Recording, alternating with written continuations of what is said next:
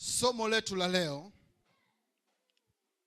linajulikana kama siri ya Yesu katika kuwapenda watoto. Siri ya Yesu katika kuwapenda watoto. Ni kwa nini Yesu aliwapenda watoto? Kuna nini kwa watoto? Na katika utoto kuna faida gani? Yesu katika kuwapenda watoto alionyesha huruma yake kwa watoto. Alionyesha namna gani watoto wanatakiwa kuthaminiwa. Alionyesha namna gani watoto wanahitaji kuheshimiwa. Lakini alionyesha kwamba watoto ni zawadi kutoka kwa Mungu. Haleluya. Na ndiyo maana maandiko matakatifu yanasema, waacheni watoto wadogo waje kwangu, wala msiwazuie, kwa maana watu kama hawa ufalme wa mbingu ni wao. Kwa hiyo Mungu anasema ufalme wa mbingu upo kwa ajili ya watoto. Na ndiyo maana kuna msanii mmoja aliimba, natamani kurudi kama mtoto. Natamani. Kumbe kuna nini? Kuna siri gani katika utoto? Somo hili linatoka katika kitabu cha Mathayo mtakatifu sura ya 18, ukisoma mstari wa 1 mpaka wa 14. Wakati Yesu akiwa na wanafunzi wake, tunapata kuona aliwafundisha maneno matakatifu, aliwafundisha namna ya kuenenda. Lakini wanafunzi wake walimfuata wakisema, Bwana, ni nani aliye mkuu katika ufalme wa mbingu? Tunajua Yesu anafundisha kwa vitendo. Kabla ya kuwajibu, alimuita mtoto mdogo mbele zao. Akasema, mwamuona mtoto huyu? Kama hamtoongoka kama mtoto huyu, hamtouona ufalme wa mbinguni.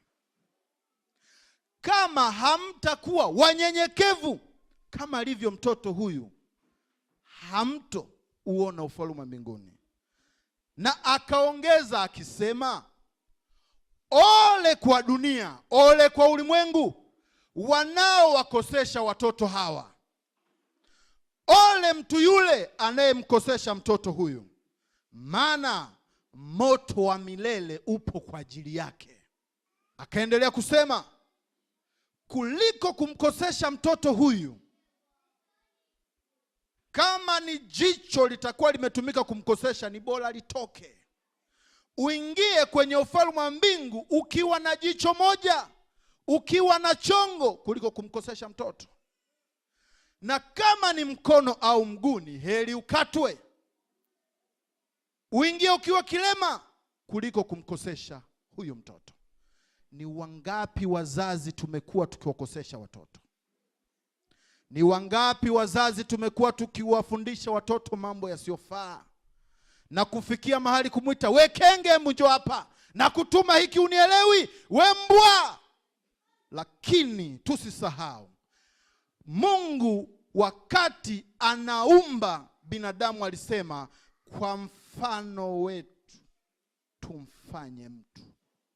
Kwa mfano wa Mungu akamfanya mtu mume na mtu mke. Kwa ulipo ni mfano wa Mungu, unamuita mbwa mfano wa Mungu, wewe ni nani? Mungu atuhurumie sana. Je, kwa maneno haya machache tunapata kujifunza nini? Tunapata kujifunza nini watu wa Mungu?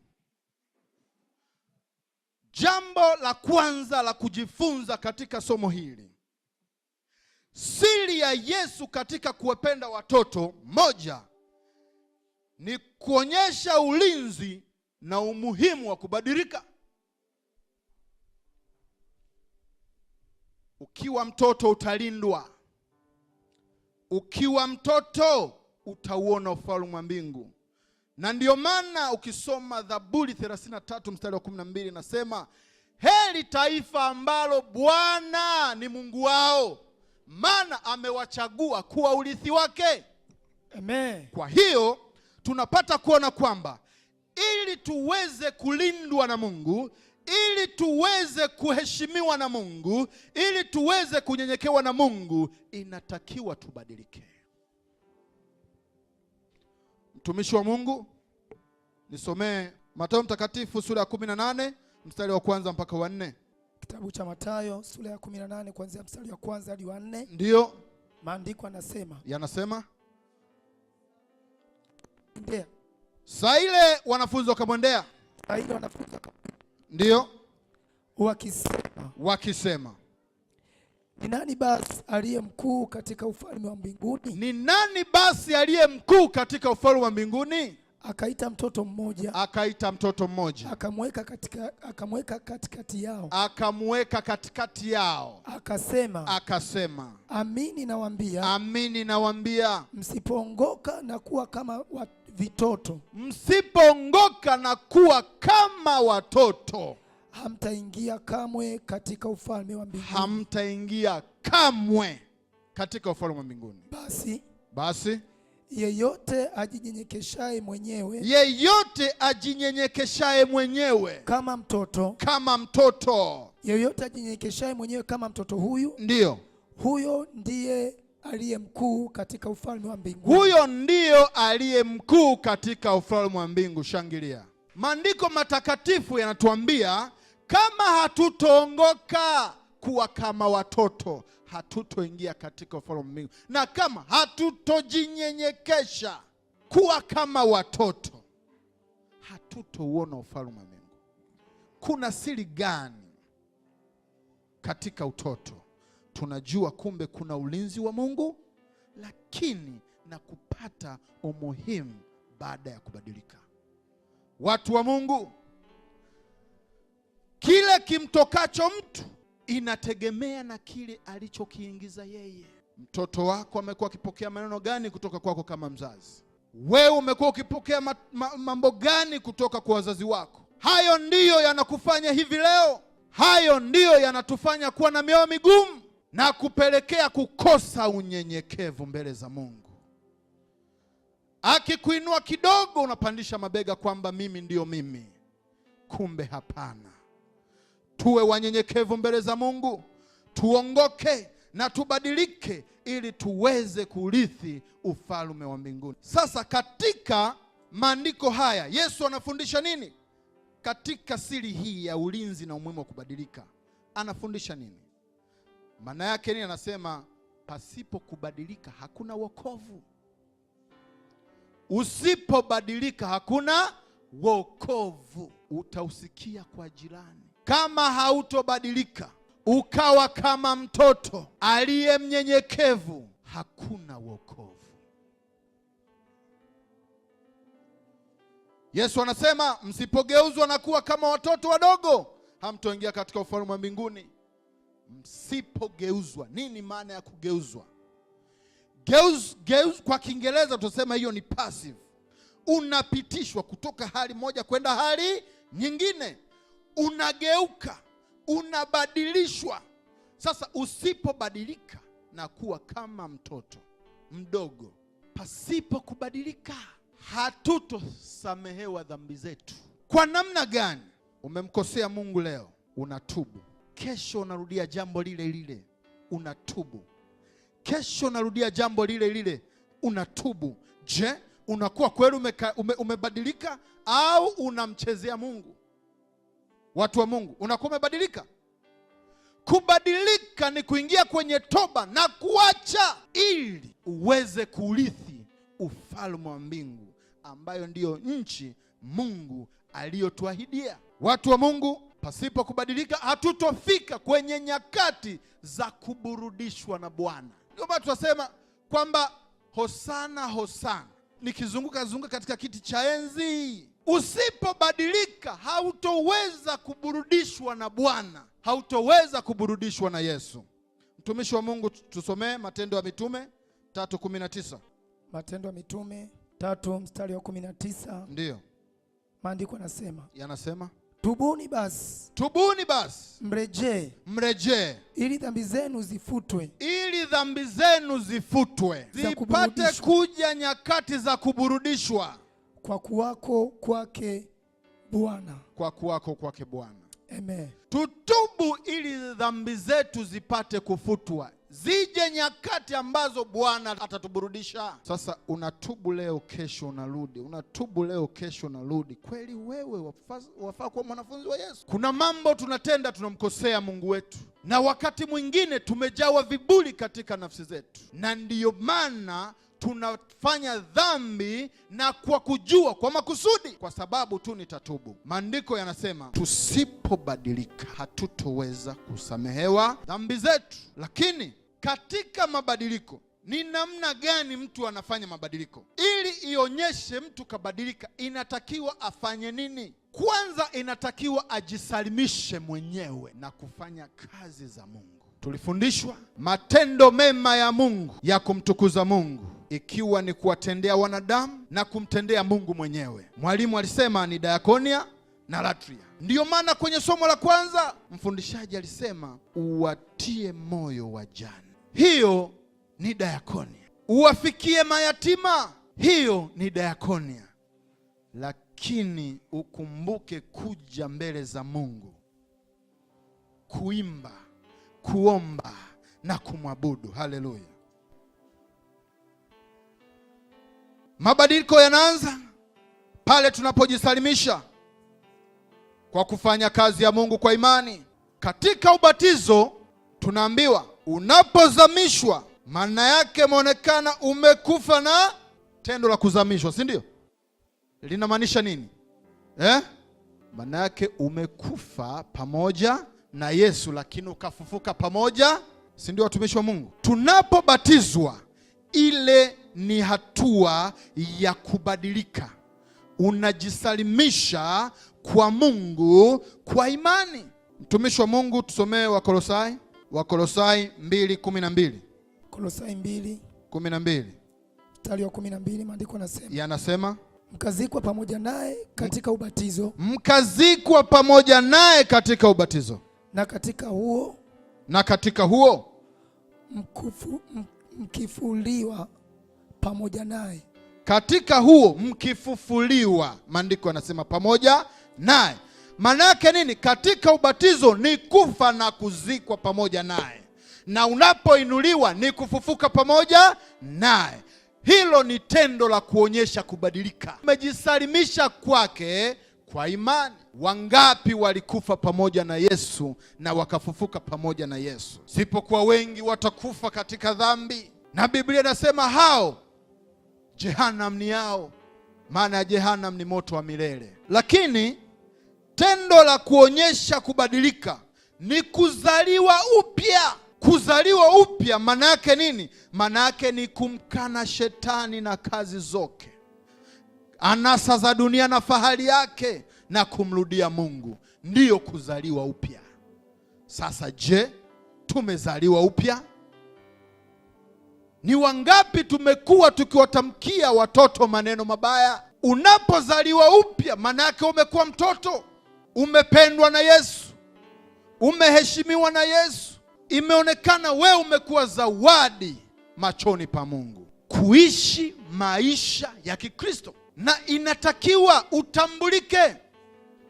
Yaani tukimwona mtu aliyeamini na mtu asiamini, tuweze kuwatofautisha kwamba huyu ni wa Kristo lakini huyu bado. Ndiyo maana imani bila matendo imekufa. Huwezi kusema namwamini Mungu hutendi mambo mazuri ya Mungu. Huwezi kusema nampenda Mungu hali ya kuwa viburi vimetujaa, chuki zimetujaa, maneno mabaya yametujaa. Wakati mwingine watoto wanakuwa wezi kwa sababu ya tabia ya wazazi wao. Watoto wanakuwa na matusi ya ajabu kwa sababu ya tabia za wazazi wao. Watoto wanashindwa kufanya matendo mema ya Mungu, wanashindwa kukutana na Yesu wao kwa sababu ya wazazi. Mungu atuhurumie sana. Wazazi tujichunguze. Watoto hawa tunawalea namna gani? Watoto hawa tunawaandaa namna gani?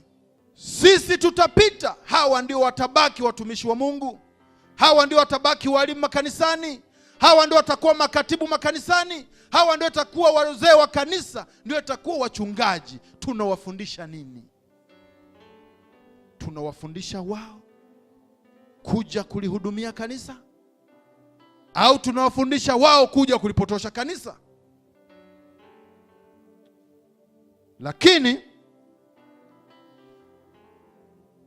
kubadilika ni pale tutakapokubali Mungu aendelee kutenda kazi ndani ya mioyo yetu.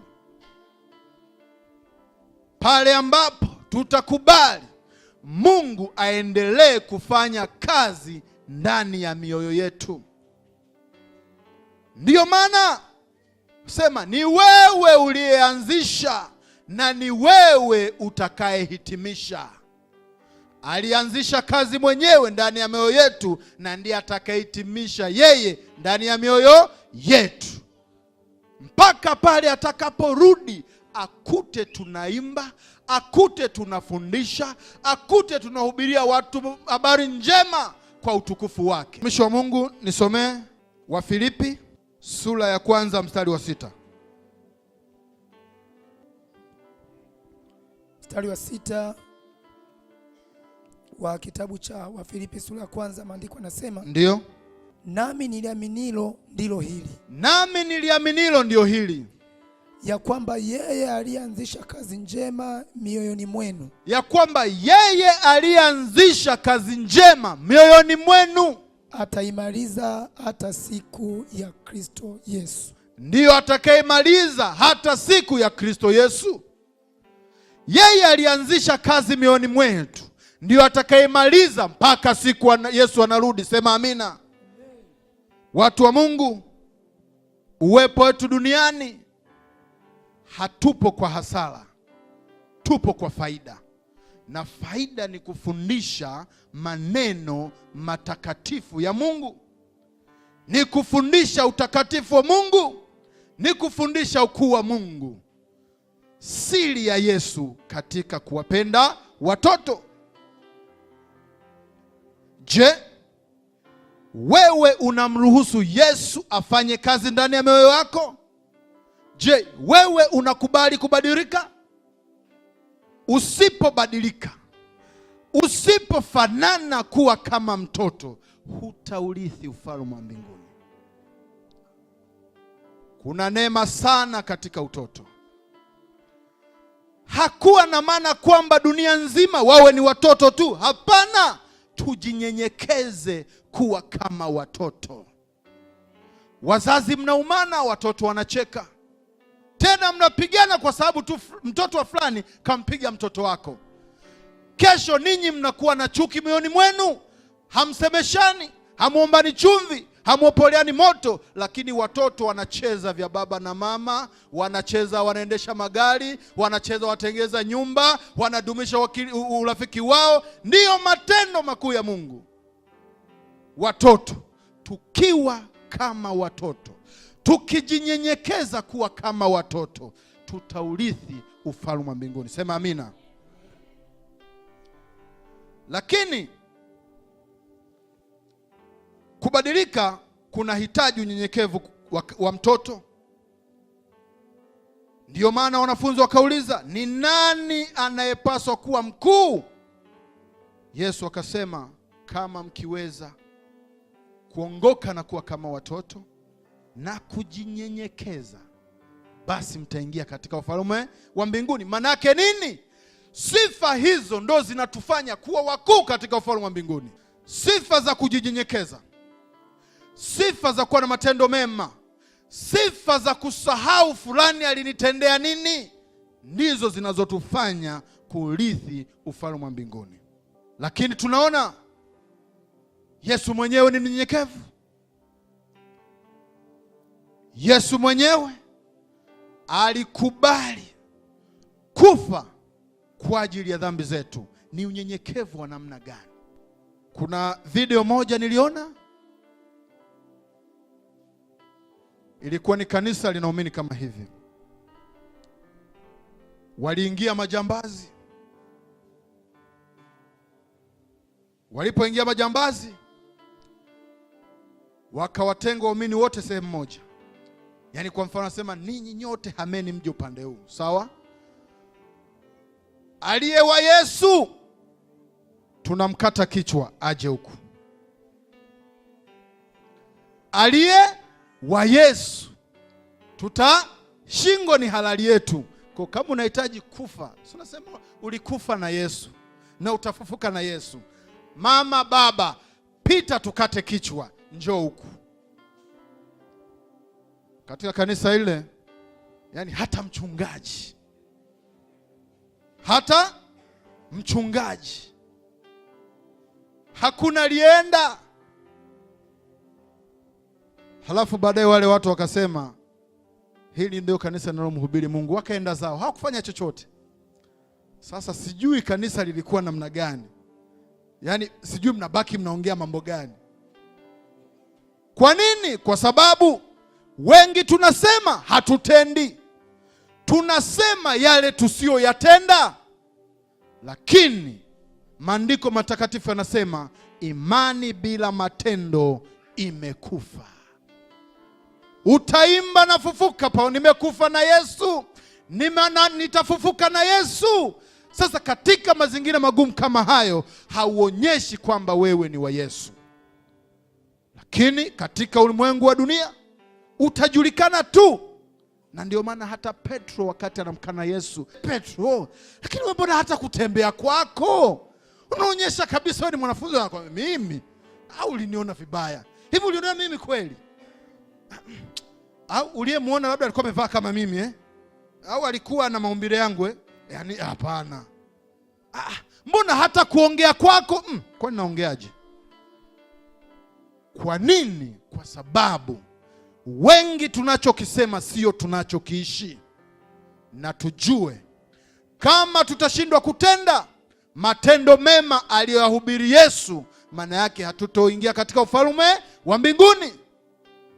Watu wa Mungu, maandiko haya yanaonyesha tubadilike, tuwe wanyenyekevu mbele za Mungu, ili tuweze kuheshimiwa, ili tuweze kuhurumiwa, ili tuweze kuonekana ni zawadi machoni pa Mungu. Sema amina. Kuna dhambi gani ya kuwakosesha watoto? Kuna dhambi gani ya kuwakosesha watoto? Tumeona Yesu anasema, waacheni watoto wadogo waje kwangu, wala msiwazuie, kwa maana ufalme wa mbingu ni wao. Sasa ni namna gani, ni dhambi gani utakayoipata baada ya kumkosesha mtoto huyu kuingia katika ufalme wa mbingu? Tunaona ni dhambi gani? Ya kwanza, atakayemkosesha mtoto, Yesu alisema ni heri afungwe jiwe na kutumbukizwa katika kilindi cha maji. Ilikuwa ni nini maana yake ufungwe jiwe, utumbukizwe katika kilindi cha maji? Mwingine anasema ni heri ufungwe jiwe, lakini siwe kamba, tuwe waya, maana kamba sitaoza, ikikatika sutarudi, utaelea, si ndio? Maana yake uzamie kule kule. Ni heri ufungwe jiwe na kutumbukizwa katika kilindi cha bahari. Mtumishi wa Mungu, somee mstari wa 5 mpaka wa 7. Mstari wa 5 hadi 7 andiko nasema. Nasemaje? Na yeyote atakayempokea mtoto mmoja mfano wa huyu, atakayempokea mtoto mmoja mfano wa huyu, anasemaje? Kwa jina langu anipokea mimi, amenipokea mimi.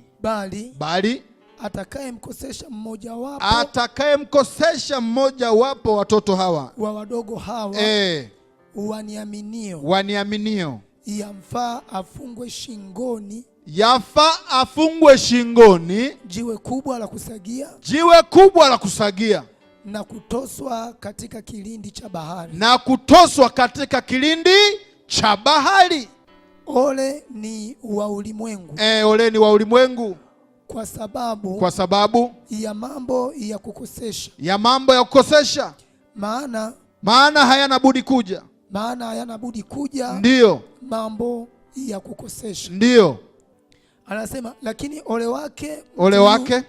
wake mtu yule aletaye jambo la kukosesha. Amen. Amina.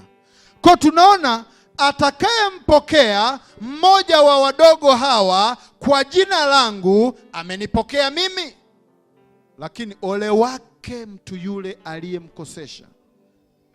Yapaswa afungwe jiwe shingoni la kusagia na kutoswa katika kilindi cha bahari.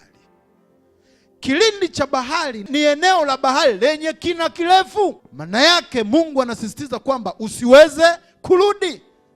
Yawezekana ukitupwa kwenye sehemu yenye maji mafupi unaweza kurudi. Lakini kwa nini tunapewa ole?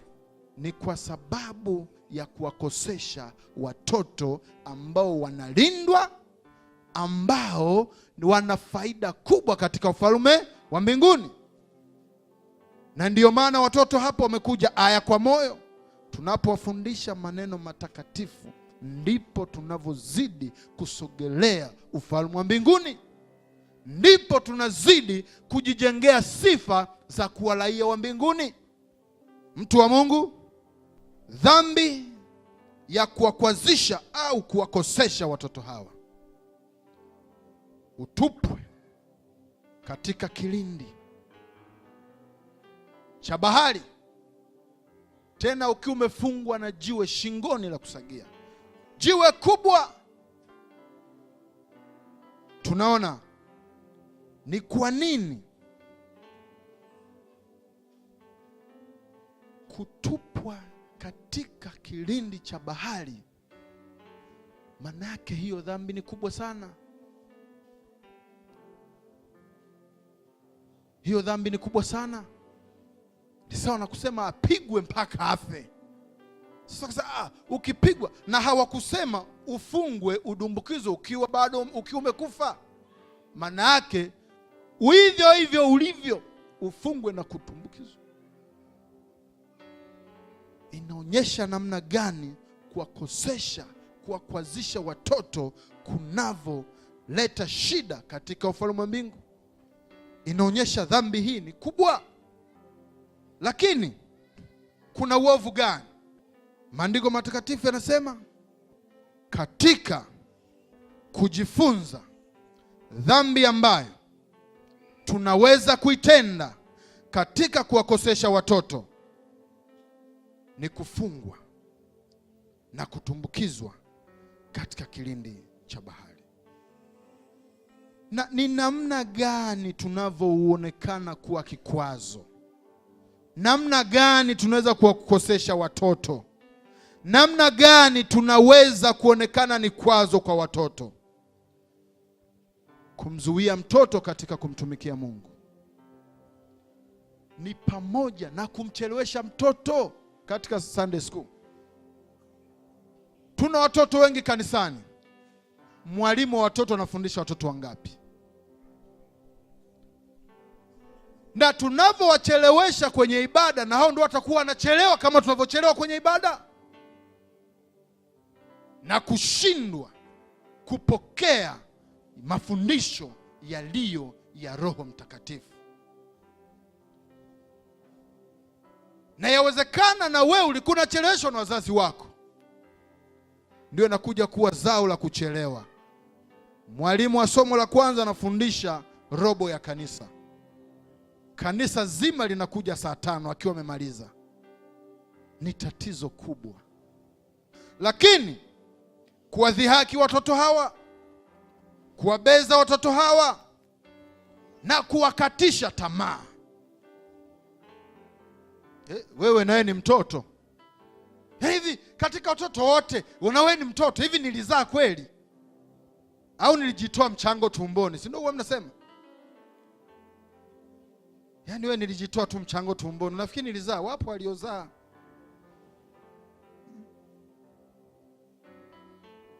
Nimehomba, ni nyanya hizo,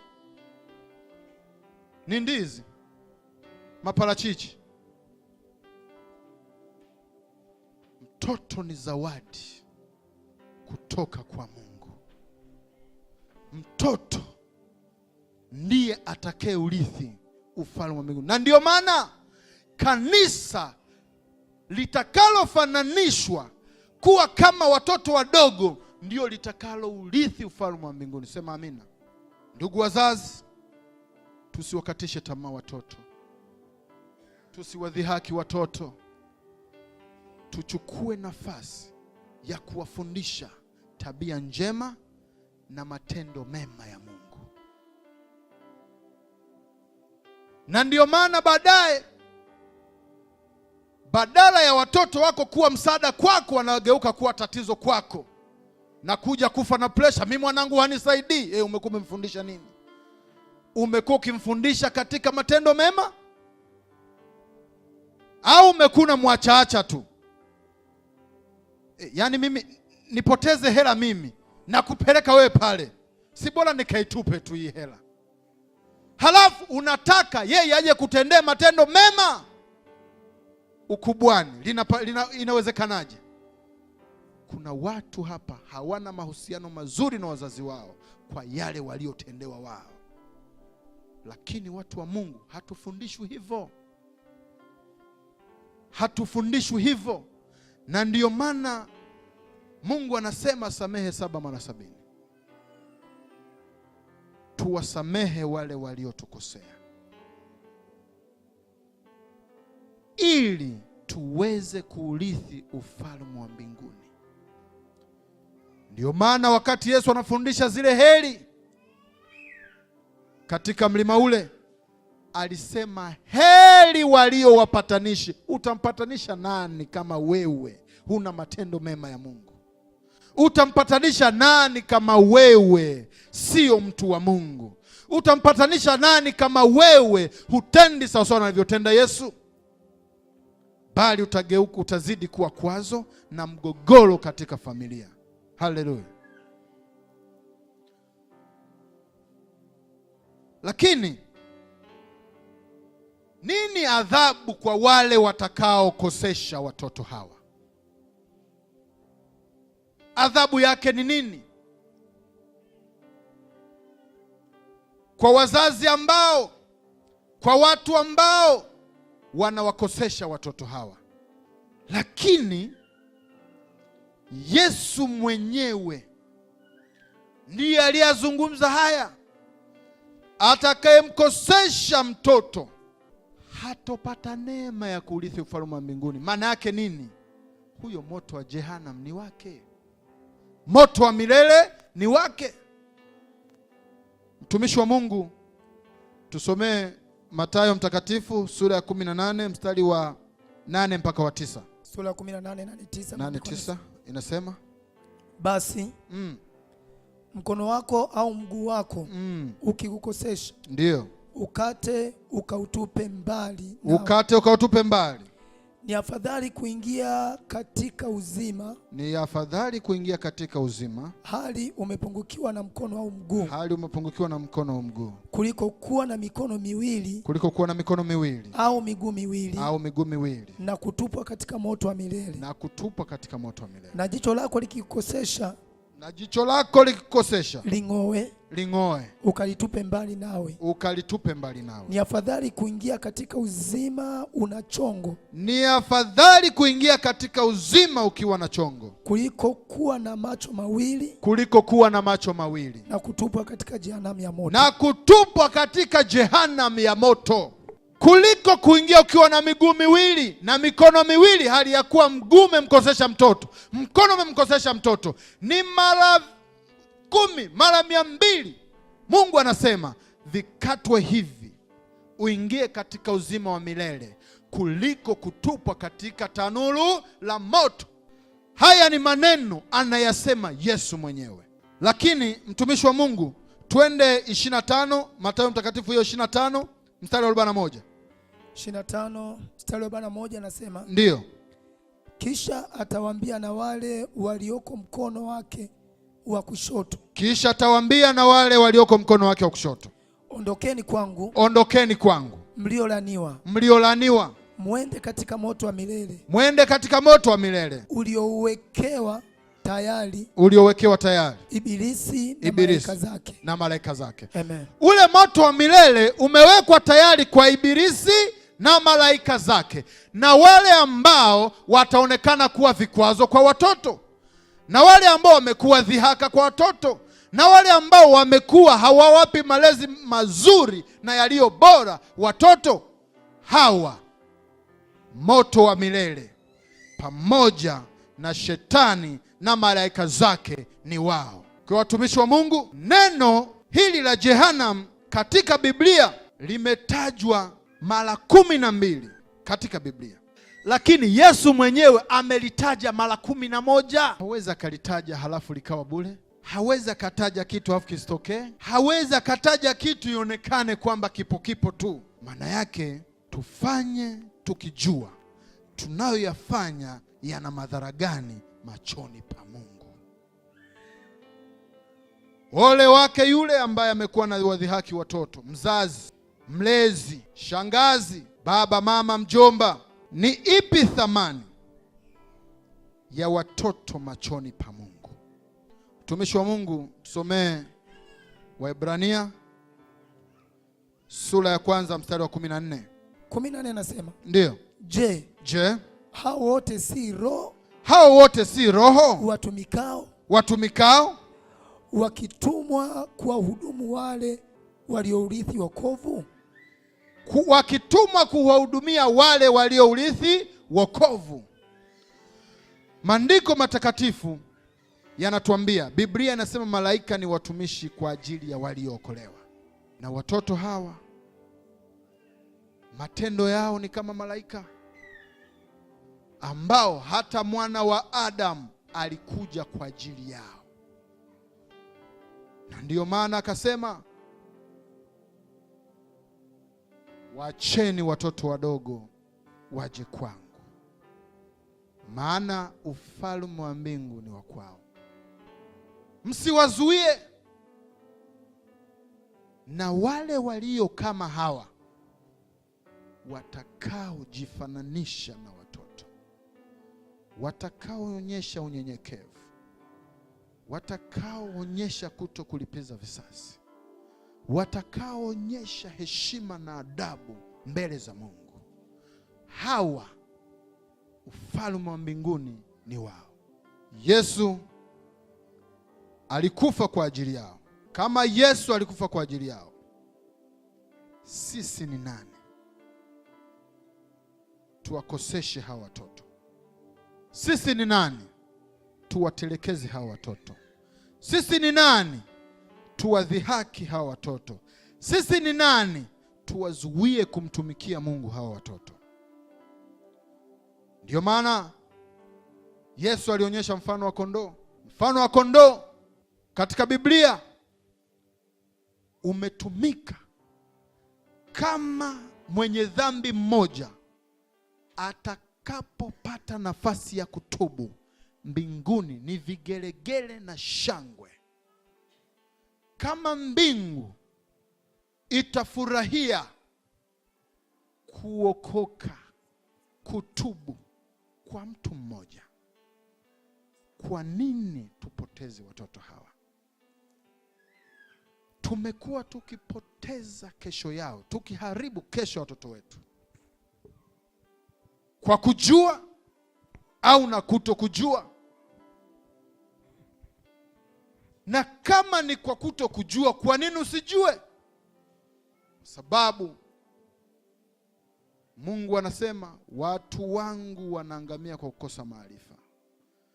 Tunakosaje maarifa hali ya kuwa kila siku tunahudhuria kanisani? Ni kwa sababu tunakimbia mafundisho. Mafundisho ndiyo yatotupa nafasi ya kulijua neno la Mungu na kujua tufanye nini. Unaweza ukawa ni mhudhuriaji mzuri kanisani, ila uko ni mzuri sana kwa kupiga mbonji, usingizi mzito wakati wa mafundisho. Utatoka na kusema hivi, mwalimu alifundisha nini? Utakayoambiwa ni tofauti na yale uliyosikia. Watumishi wa Mungu, maandiko haya yanatufundisha namna gani ambavyo tutaweza kuwajali watoto. Yanatufundisha namna gani ambavyo yatatufanya tuweze kuandaa hao wazazi kwa faida yetu, kulingana na yale ambayo Mungu mwenyewe anasisitiza. Ikiwa baba na mwana wanawathamini sana hawa wadogo, na sisi pia tunapaswa kufanya hivyo, kwa sababu bila kufanya hivyo hatutoingia katika ufalme wa mbingu. Ukisoma, mtumishi wa Mungu, tusomee Waefeso sura ya 6 mstari wa 4. 6:4 Biblia inasema. Ndiyo. Maandiko yanasema. Ndiyo. Nanyi akina baba, msiwachokoze watoto wenu. Msiwachokoze watoto wenu, bali waleeni katika adabu na maonyo ya Bwana. Bali waleeni katika adabu na maonyo ya Bwana. Haya ni maneno ya Mungu kwa kizazi cha leo. Tusiwachokoze watoto, bali tuwalee katika mafundisho na maonyo ya Bwana. Ujumbe huu unakwenda kwa walimu. Ujumbe huu unakwenda kwa wazazi. Ujumbe huu unakwenda kwa wajomba. Ujumbe huu unakwenda kwa mashangazi. Ujumbe huu unakwenda kwa wadada. Ujumbe huu unakwenda kwa wakaka. Tutumie muda kuwafundisha watoto hawa yaliyo mafundisho ya Bwana na maonyo yake. Ndipo tutakapoweza kuurithi ufalme wa mbingu. Bila hivyo hatuwezi. Jichunguze. Wewe mzazi, unamfundisha nini mtoto wako? Wewe baba, wewe mama, unamfundisha nini mtoto wako? Enyi walimu, wachungaji, maaskofu, mnalifundisha vipi kanisa? Wapo watu ambao hawasemi ukweli kwa sababu wanazozijua wao, na tutaangamizwa kwa sababu yao, kwa sababu Mungu ameweka uongozi kanisani. Na kama ni neema tutaiona kupitia uongozi tulionao kanisani. Ujumbe huu unatukumbusha sisi walimu, sisi wachungaji, sisi maaskofu, sisi wazazi, kazi yetu ni ya heshima na wajibu mkubwa mbele za Mungu, kwa kuwafundisha ukweli ili tuweze kurithi ufalme wa mbingu. Tuwe vielelezo vizuri katika watoto wetu, katika kanisa letu.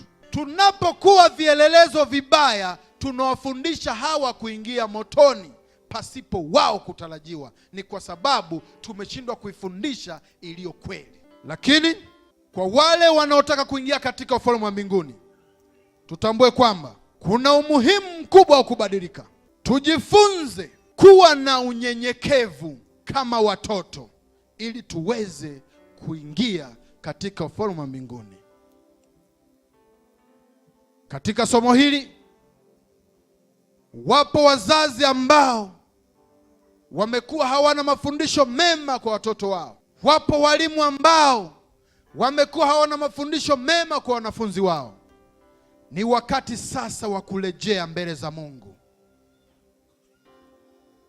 tukiomba kusamehewa kwa yale tuliyofanya, lakini pia tuombe kubadilika kutakao tupeleka katika ufalme wa mbinguni. Ni wakati sasa, watumishi wa Mungu, tujue nafasi zetu kama wazazi, tujue nafasi zetu kama watoto, tujue nafasi zetu kama viongozi,